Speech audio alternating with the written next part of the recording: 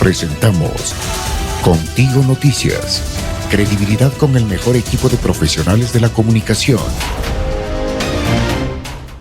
Gracias, Romer. Buenos días y un saludo a toda la ciudadanía que nos escucha en esta mañana. Así es, el 1 de abril de 1944, oficialmente en el gobierno de Carlos Arroyo del Río, se emite a través de decreto ejecutivo una regulación donde operativiza, diría yo, el funcionamiento formal del Cuerpo de Bomberos, el funcionamiento profesional del Cuerpo de Bomberos. Es decir, a través de la creación de tasas que vayan encaminadas a financiar los servicios contra incendios, que si regresamos a la década de los 20-40, Quito era una ciudad conflictiva, que tenía problemas de salubridad, de sistemas de alcantarillado, de ordenamiento territorial. No había alcantarillado. Exactamente. Por la ventana, abrían la ventana y todos los desechos. Y salían los desechos. Entonces, esto es un poco la conceptualización desde el 1 de abril de 1944. De hecho, este decreto ejecutivo se da en el mes de marzo, más o menos, pero hay un par de 22 años hacia atrás que siempre son importantes.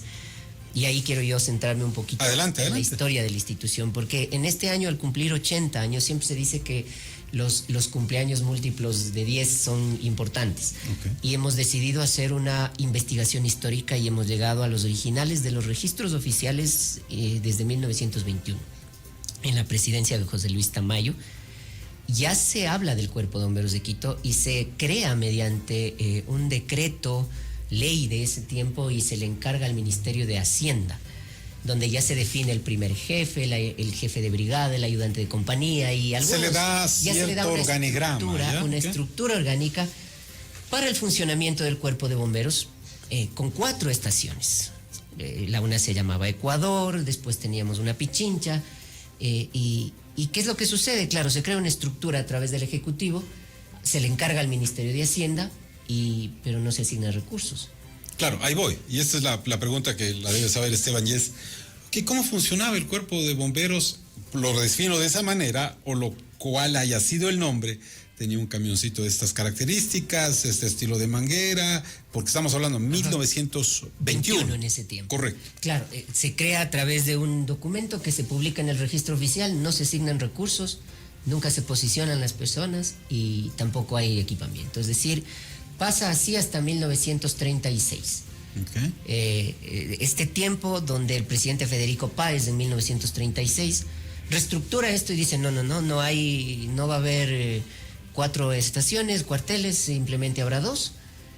La compañía Pichincha, que es la que está ahora en la Ventimilla, y la compañía Guayas, que está en la Loma Grande, en el tradicional barrio de la Loma Grande, en pleno centro histórico de la ciudad. ¿Siguen ahí? Seguimos ahí y seguiremos ahí. Okay, porque ese edificio es propiedad del Cuerpo de Bomberos y lo mantenemos exactamente igual que de 1936 acá. Más o menos esa es la connotación de esto.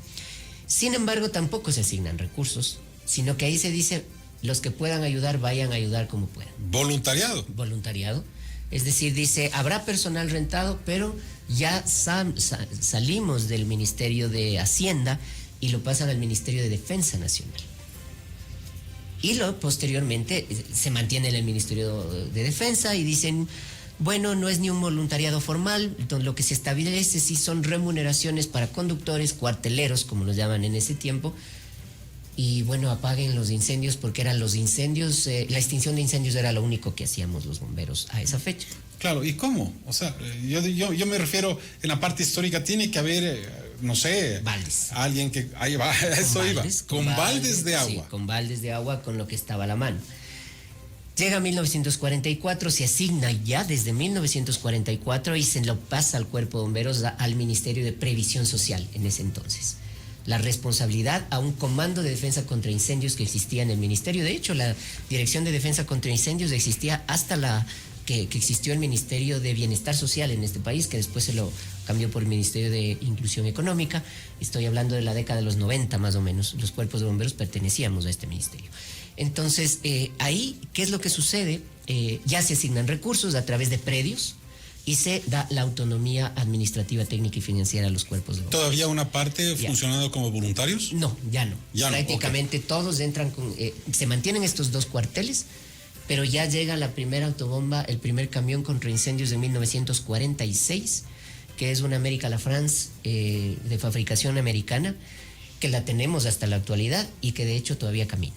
Creo que eso es fundamental. Ayer, el fin de semana, y de ahí voy a tratar después de pedirle un espacio para compartir la agenda de actividades. Adelante, donde la ciudadanía va a poder ir a conocer este vehículo de 1900, de la década de los 40, que para que los ciudadanos un poco se hagan referencia a qué vehículo es. Ese es el vehículo que tiene Cantinflas en las películas de bomberos. Es exactamente el mismo vehículo que lo tenemos aquí desde 1946 y está en perfectas condiciones. Camina con las medidas de seguridad del caso, obviamente, pero que lo hemos mantenido y estoy convencido que lo mantendremos de aquí a futuro. Eso es un poco... Una reliquia. Históricos. Es un histórico, un clásico, una reliquia de combate contra incendios. Muchos coleccionistas hace algunos años... Oiga, ¿qué kilometraje tiene, sabe? ¿Ah? ¿Sabe qué kilometraje tiene? No tengo idea. Ese es buen dato, ¿ah? No tengo idea. ¿Qué kilometraje tiene el camioncito? Yo sabía que Romen en algún momento me iba a tomar la lección en algo. Prometo averiguar por lo menos el estimativo de kilometraje, porque esos vehículos llegan a un punto que se enceran, no son como los vehículos actuales. No, claro, ya se da toda la vuelta, digital, 0 kilómetros va de nuevo. Y un tablero digital que puede mantener el kilometraje. Entonces esa es un poco la historia que en estos 80 años, en el 2024, nos hemos puesto como meta de nuestra institución el recuperar la historia, el reconocer a las personas que han hecho historia. Ayer hicimos una develación, un evento muy íntimo en la Comandancia de Bomberos, con los excomandantes generales, donde se develaron los cuadros de todos ellos. Pudo asistir desde el comandante que estaba cuando yo era cadete de la Escuela de Formación, hablo del año 1996. El comandante anterior, lamentablemente, por su situación de salud, ya no pudo asistir. Y los anteriores han fallecido, lamentablemente. De todas formas, son 19 jefes de bomberos que hemos pasado a través de la historia y que este año hemos querido un poco reconocer la labor de cada uno de ellos, porque me parece que lo más importante es darles los espacios a las personas que han construido una institución como la nuestra. Y creo que en ese camino hemos estado, y por ahí las actividades de este aniversario están encaminadas a la recuperación de la historia, porque con esto recuperamos, más que recuperar, fortalecemos nuestra identidad. Claro. Y sobre todo tenemos claro a dónde queremos llegar. Ahora, Esteban, yo recuerdo, vamos a ir, hay tiempo todavía para conversar, así que no hay apuro. Hay tiempo para apagar incendios, lo pongo de esa manera. Había un uniforme antes, ¿no? En la parte de uniformes también hay que analizar la historia. Yo recuerdo que era medio estilo camuflaje, pero medio rojo con mezcladito, ¿no? Entonces yo decía, ¿para qué camuflarse de qué? Pero eso por años creo que estuvo instaurado. Pero ese uniforme camuflaje llega a la década de los 90, 80, 90 más. Hasta ahí llegó. No, empieza, okay, ahí se instaura ese bien, uniforme camuflaje. Hay que tener claro algo. Nosotros históricamente hemos tenido una naturaleza de tipo militar. ¿Por qué? Porque hemos estado comandados en su momento por exoficiales de Fuerzas Armadas o policía, todo el tiempo. Esto cambia a raíz del año 1996 más o menos, 95, 96. De ahí hemos tenido una historia, porque era un poco que éramos el ala operativa de la defensa civil de ese tiempo, como es protección civil en países europeos o centroamericanos. Entonces siempre hemos tenido ese modelo formativo. Alguien probablemente en esa década se le ocurrió o pensó que el rojo viene relacionado con el fuego, y que también, como tenemos un régimen disciplinario de ese tipo, el camuflaje era lo ideal. Pero antes de ello era otra la realidad. El uniforme de los bomberos era un pantalón jean y una camiseta roja que tenía un escudo de un muñequito con una manguera en el centro. Y los cascos contra incendios eran de cuero. Exacta. Yo siempre voy a las películas de Mario Moreno Cantinflas, porque creo que todos los hemos visto, y ahí podemos hacer una relación mucho más visual de lo que estoy comentándoles a los ciudadanos. Pero antes de ello teníamos unas botas con un pantalón jean con bombacho, una camiseta roja y 0 equipos de protección. Claro. El uniforme camuflaje lo mantenemos todavía, pero como un dato, diría yo, histórico, igual de tradición, pero ya para ninguna actividad ciudadana. Solo se le mantiene en la Academia de Formación para procesos formativos de aspirantes, es decir, para campamento. Sin embargo, ese uniforme en la década del año 2000 ya lo retiramos por la misma razón, Rommel, que usted acaba de referir. Nosotros no somos una institución de represión, no somos una institución, una entidad de orden público. Por ende, generalmente estos camuflajes tienden a direccionar a que son personas que hacen control. Y de hecho nosotros no lo hacemos, y quisimos un poco más oxigenar en la década de, yo diría que a partir del 2010 más o menos, 2012, oxigenar y ser más ciudadanos y ser más universales. Es decir, como bomberos, tener atuendos y prendas que vayan acorde a nuestro trabajo. Claro. Y eso significa que son uniformes y prendas muy llamativas, en cambio. Usted va a ver a un bombero en la calle todo el tiempo haciendo su trabajo con trajes muy llamativos, muy vistosos, con cintas reflectivas, que con una luz en la noche se los distingue de 200 metros, porque esa es nuestra naturaleza. ¿Seguridad? Seguridad. Entonces, estos procesos hemos ido migrando progresivamente, pero que insisto, sin dejar de lado la identidad, nos han ayudado y nos han servido para ser muy resilientes, diría yo, y aprender a evolucionar conforme pasa la historia. Y ahora, claro, ya hablamos de otros temas, desde la tecnología, la última generación en temas de protección personal, vehículos, desde un 1946 a un vehículo de ahora que es prácticamente 100% digital, y de hecho ya hay 2 fábricas en el mundo que están construyendo camiones contra incendios 100% eléctricos. Oh, interesante. Exactamente, ya en Estados Unidos y Canadá están circulando camiones desde el año anterior 100% eléctricos, y claro, nosotros como Cuerpo de Bomberos también estamos poniendo en la mira ya este tipo de vehículos, pero obviamente hay que hacer varios análisis de operatividad, porque nosotros estamos a 3.000, a 2.800 metros, nuestros incendios forestales son distintos, así que hay que analizar algunos patrones en esto. Ahora, en estos 80 años de existencia institucional del Cuerpo de Bomberos, también hay que topar la preparación. ¿Cuál era el perfil antes, no es cierto? ¿De qué edad entraban? A lo que decía, bueno, había unos voluntarios, ¿quiénes eran? Porque había un pago, ahora cómo se forman los cadetes, qué tiempo están, qué edad tienen que entrar, cuáles son los requerimientos, no sé si psicológicos, físicos. Conversemos de eso, Esteban. Bueno, hace 80 años, y revisando la historia, quienes hacían el rol de bomberos eran los vecinos. Prácticamente los primeros bomberos del país. Sí, los vecinos, como pasa incluso en algunos sectores, cuando por alguna situación se incendia una casa, los primeros en responder son los vecinos, hasta que lleguen los bomberos. Antes nunca llegaban los bomberos, y si no habían, o si no, llegaba extremadamente tarde. Ahora intentamos manejar unos parámetros de atención a emergencias, porque es complicado, varios factores que hay que tener en cuenta. De ahí progresivamente se hacían convocatorias de aspirantes, por ejemplo. Se hacían convocatorias de aspirantes y tenían procesos de formación de 8 a 15 días. De hecho, existe una reglamentación todavía de la década de los 70 de las academias de formación a nivel país, donde dice que el curso de bomberos durará 15 días y para ser oficiales durará 30 días. La carrera más rápida. Exactamente. Y no creo que sea tan sencillo, pues. En eso solamente apagaban incendios urbanos. Es decir, en 8 días o 15 días hacían un pequeño entrenamiento con mangueras, bombas, subían escaleras, bajaban escaleras y se acabó. Listo, usted es bombero. Al no existir equipamiento, ¿en qué nos entrenamos o en qué nos profesionalizamos? Esto se mantiene así, yo diría, más o menos hasta la década del inicio de los 2000. No en ese régimen, pero empiezan a haber procesos de evolución. Después pasan a 3 meses la formación de bomberos, después pasan a 6 meses, y ahí entramos en un manejo ya mucho más académico.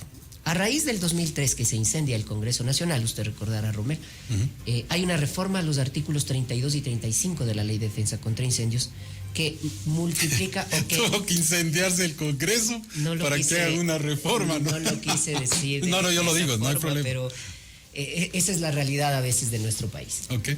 Somos extremadamente reactivos, pensamos que nunca nos va a pasar nada, y a veces creo que nos olvidamos de el país multirriesgo en el que, o la multiamenaza que vivimos. Se incendia el Congreso Nacional en el año 2003, y la Asamblea inmediatamente hace unas reformas a la ley y exponencialmente se incrementan los ingresos a los cuerpos de bomberos, que tristemente, tengo que decirlo, para aquellos cuerpos de bomberos muy pequeños sigue siendo insignificante estos incrementos. Y ahí empezamos a la par con 2 procesos que son fundamentales: el desarrollo profesional y la tecnificación de la institución.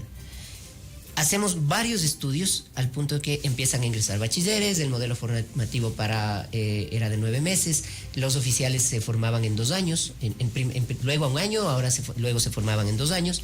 ¿Hasta cuándo? Hasta que se publica el Código Orgánico de Entidades de Seguridad Ciudadana y Orden Público, donde nos integra a todas las entidades de seguridad y se cambian algunos factores.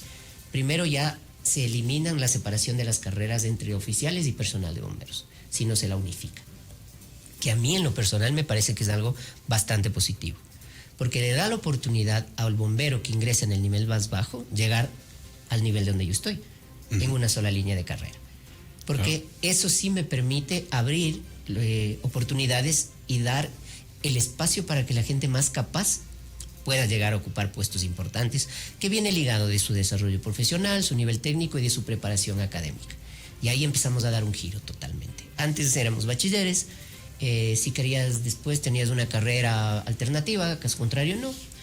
Ahora la realidad es distinta, los procesos de ascensos vienen ligados con un proceso de formación académica, hasta mientras estamos en el nivel técnico operativo, es decir, hasta el nivel de tenientes, pueden ascender con un perfil técnico tecnológico hasta el grado de capitán, pero que es un nivel de supervisión, y después ya los niveles directivos, es decir, de mayor hacia arriba necesitan pregrado por lo menos. Es decir, esto ya marca un hilo de carrera que es fundamental. ¿Por qué?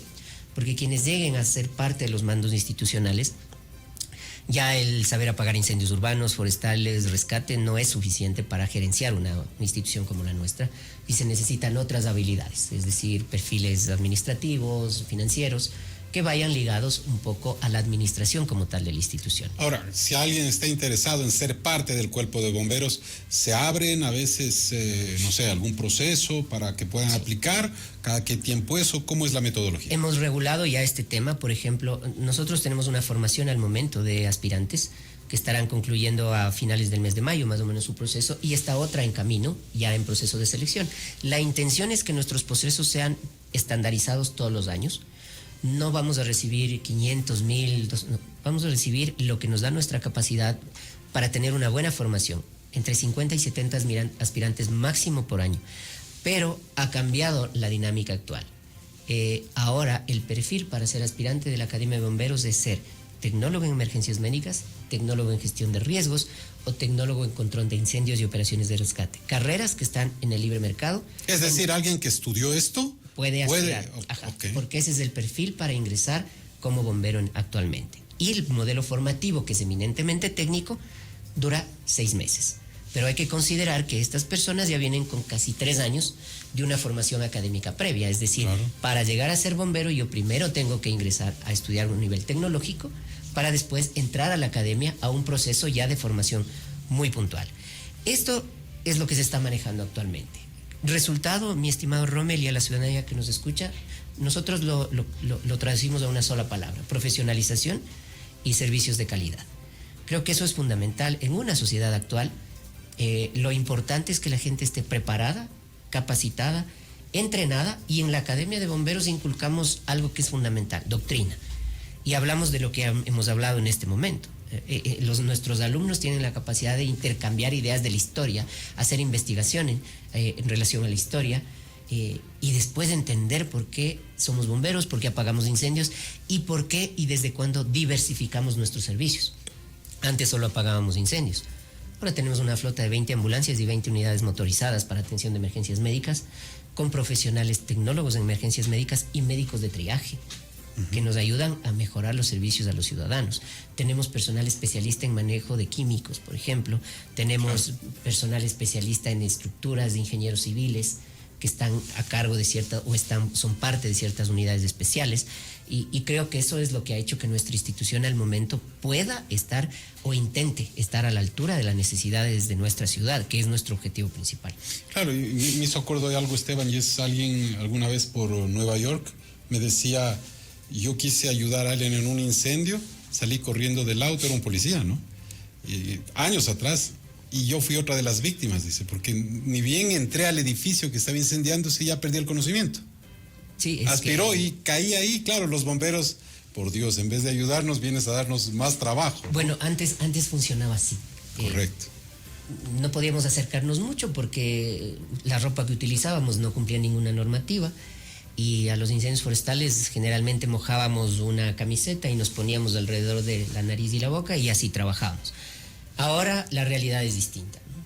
Tenemos equipos de respiración, unos de 30 minutos, otros hasta de 60 minutos, que nos dan la capacidad, y estos equipos los tiene, cada bombero tiene una máscara individual, por un tema de salud, seguridad y salud, y los tanques los usan, y tenemos recargadoras de aire de recambio, que un bombero para entrenarse tiene un equipo de respiración propia. Es decir, el riesgo de el riesgo cancerígeno es mínimo. Claro. Y aparte que estamos ya incorporando unas máquinas de descontaminación. Bueno, el mensaje final a los ciudadanos es que cuentan con un cuerpo de bomberos totalmente profesional y algo que es fundamental, con una mística de servicio, donde reina la solidaridad y la empatía ciudadana. Creo que eso es fundamental porque es parte de nuestros procesos formativos. A los jóvenes que aspiren o que pretendan ingresar a nuestra institución, pues como había mencionado anteriormente, hay que sacrificar un poco nuestro tiempo, ingresemos, preparémonos académicamente en estos 3 ejes que había mencionado, y todos los años a partir de enero se realizarán las convocatorias para entrar en el mes de abril y terminar en octubre. Vamos a mantener procesos, diría yo que activos. ¿Dónde pueden aplicar o información? La información en la página web del Cuerpo de Bomberos, www.bomberosquito.gov.es, y serán bienvenidos todos a una institución que realmente le destina todo su tiempo para estar al servicio de los ciudadanos. Esto fue Contigo Noticias. Los esperamos mañana desde las 6 horas en punto, con los protagonistas de la información.